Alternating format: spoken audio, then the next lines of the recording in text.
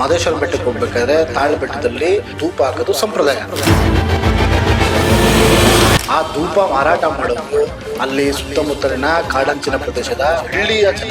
ಅದ್ರ ಮೇಲೆ ಯಾಕಪ್ಪ ಮಾದೇಶ್ವರ ಬೆಟ್ಟದ ಪ್ರಾಧಿಕಾರಕ್ಕೆ ಕಣ್ಣು ಬಿದ್ದಿದೆ.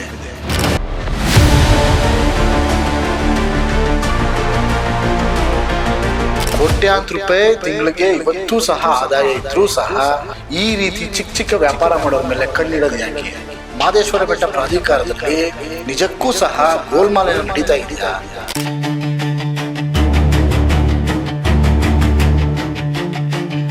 ಹಲವಾರು ಜನರ ದೂಷಣೆ ಏನಪ್ಪಾ ಅಂತಂದ್ರೆ, ಅವ್ರು ಮಾಡ್ತಾ ಇರತಕ್ಕಂಥ ಕೆಲಸಗಳೇನಪ್ಪಾ ಅಂತಂದ್ರೆ, ಸರಿಯಾಗಿ ಪಾರ್ಕಿಂಗ್ ವ್ಯವಸ್ಥೆ ಇಲ್ಲ, ಕುಡಿಯುವ ನೀರು ವ್ಯವಸ್ಥೆ ಇಲ್ಲ.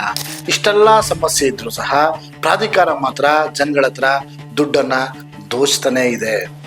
ಮಾದೇಶ್ವರ ಬೆಟ್ಟದಲ್ಲಿ ಏನೇ ಕೋಟಿ ರೂಪಾಯಿ ಆದಾಯ ಬಂದರೂ ಸಹ ಧೂಪ ಮಾಡೋರಿಗೆ ಪ್ರಕ್ರಿಯೆ ನಡೀತಾ ಇದೆ. ಇದು ನಿಜಕ್ಕೂ ಸರಿನಾ?